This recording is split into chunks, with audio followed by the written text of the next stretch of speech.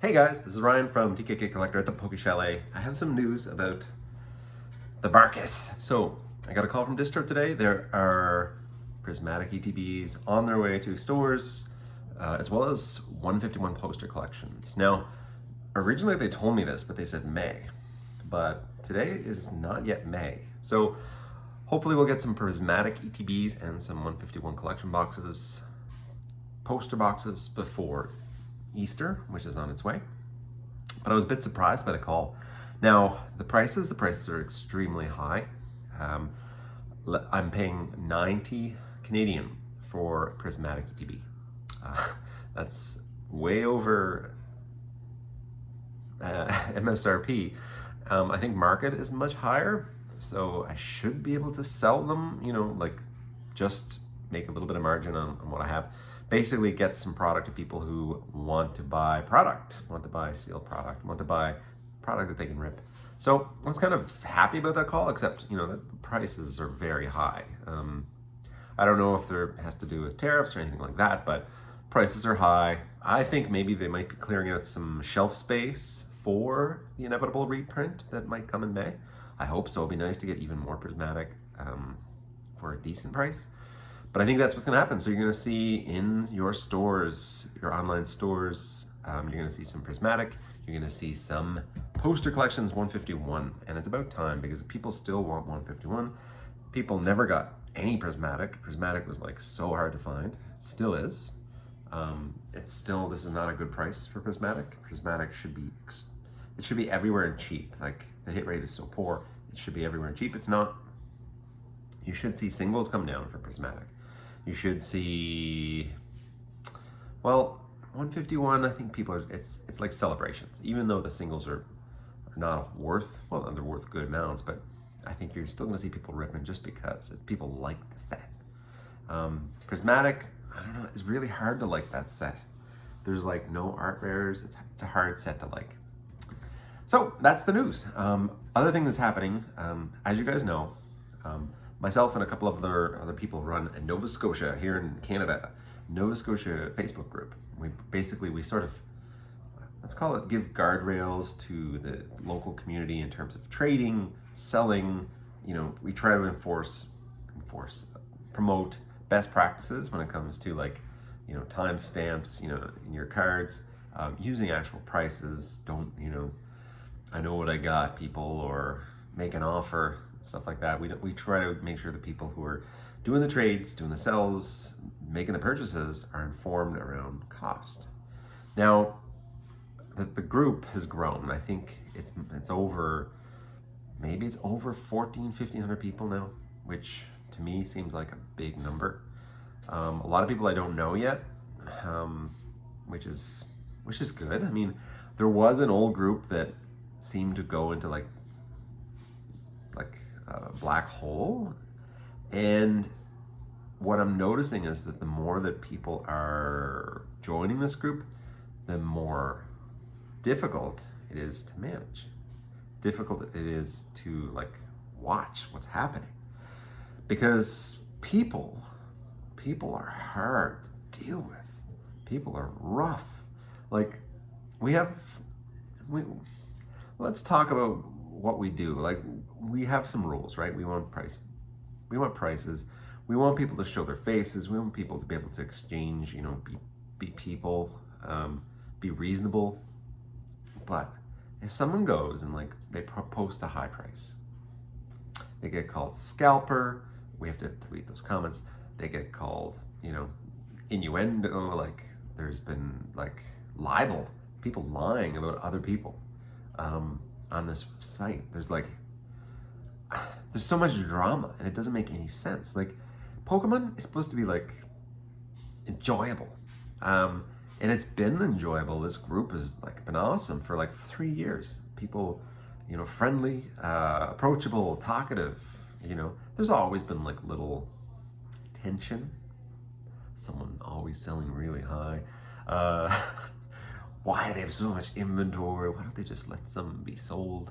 Stuff like that. There's been some tension, but with the scalperdom, with the scalping that's happening, people are angry and they're taking it out on each other, right? This is not just this, This is not, the doofuses that fill their cart up at Costco with all the mini tins getting the hate. This is like someone buying 2 mini tins and selling the other one, like, which is like the most common collector habit. It's been around for years. This is like regular collectors do this. They'll buy 2 and sell 1. They don't buy 100. They don't buy the shelves out, but they'll buy 2 and sell 1 because there's a secondary market. We all know there's a secondary market with Pokemon. MSRP doesn't make any sense. Like, it doesn't have it. It's, what do they say? Fugazi. It doesn't make any sense. It's nothing. Like, MSRP is nothing. It's like a Target. MSRP is actually really, really low for Pokemon because, and I heard this term, right? If you buy a product, and you're a retailer, you really want to make almost, 50% margins. Like, if you spend $100 on a product, you want to be able to sell it for 150. Pokemon is not like that. Pokemon, I'm like happy with 10% margins. It's ridiculous. And it's been like that for a long time. Now, not the past 3 or 4 months. The margins would have been much higher if the product was available. But this is the thing. The MSRP is really, it's not even like good margins. It's not like, in the classic sense of retail, it's not good margins. But people like it. Now that you can't find anything anywhere, people want everything at MSRP. And how am I going to offer Prismatic ETBs at MSRP if I'm paying at distro $90 for an ETB? You're going to get them at Walmart for $79. Go search Walmart for $79. But I can get a case, I can get 2 cases, but I'm paying $90 at distro. I am in the market. I am part of the market. Walmart, GameStop, they're trying to be sneaky. They're trying to be in the market, but not in the market. All the vendors that you see at like a card show, the card shops that are forced to buy at market, forced to acknowledge market, they are market sellers. They are part of it.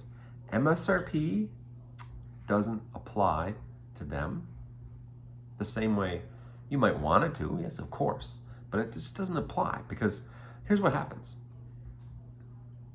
I'm buying, let's say I'm buying ETBs at 75% of market, right? This is an example. Someone comes in and trades their sealed product into the store. They're getting it for $69.99 at Walmart, but the market price is $150. So they could take it from Walmart, bring it over to the store, trade it in for $125 in store credit or whatever. What's the store gonna do? They got this ETB. They pay the guy out. Yes, they can't get it at their distribution, right? They can't charge MSRP because they just paid market for it. Stores, LGSs, vendors, online guys, they're part of the market. And MSRP isn't. It's not part of it. So I want you guys to think about that when you get butthurt. And you guys are mostly new people. You guys don't, the people who are like, MSRP, I don't.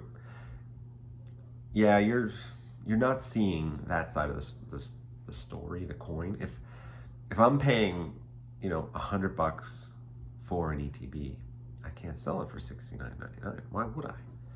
And sure, don't buy it from distribution at $89.99, $99.99. Don't do it. Then you won't have to sell it at market. Unfortunately, otherwise you get nothing. When it's time to get an allocation, you need to have numbers. You need to be the guy that can sell stuff. Distro wants stores that are good at selling Pokemon. Distro wants stores who can spend a lot of money. Distro wants stores who buy everything. That's what PokeChalet tries to be. It's hard. We have to, sell at low prices sometimes. We have to make sure that um, we have to make sure that we really fit everywhere in the market, and that's why our strategy is the way it is. We got to do singles. We got to make sure that the players are happy. We got to make sure that the high-end collectors are happy. We got to make sure that the slab people are happy. Because if you're running a store, you need to tackle all parts of the market. Now, there's a part of the market I don't tackle. That's like in person. Sure, I see people all the time. I talk to people all the time, but I don't do vending. I don't sit. I should. There was a huge show that I wanted to go and do vend. I wanted to vend, and I'm like, completely slipped my mind. It didn't register. I got to find a good show. But with that, this in-person desire is coming. I want to go and vend. I like vending. So anyway, back to it. We're getting product. It's nowhere near MSRP. Won't be able to sell it at MSRP. I got shelves full of product that I cannot sell at MSRP because I paid more. I paid more than MSRP. And yeah, you could say tough luck, but unfortunately, you're either hunting, Walmarts, which even in the low times, Walmarts had nothing. You're either hunting Walmarts or you're buying from a store like mine who's charging more than MSRP, begrudgingly, but gotta do what I gotta do. Now, back to that sense from people, the sense that, there's so much wrong with the hobby. I've been collecting for 6 months, and this is not how it was when I started. Yes, it's okay to be emotional about it. It's okay to argue, disagree. But as soon as you start attacking people, as soon as you start like using, the hard R word, the S word, the undue criticism, like you're showing your naivety. Like it's not that way. People are out there, they are buying two and flipping one. That's like, it's been around forever. Scalping is unfortunately just a symptom of a lack of supply. It's a symptom. The scalpers suck. Yes. We hate them. Yes. We hate them. Yes. But you have to realize that not everybody's a scalper. Some people are just flipping.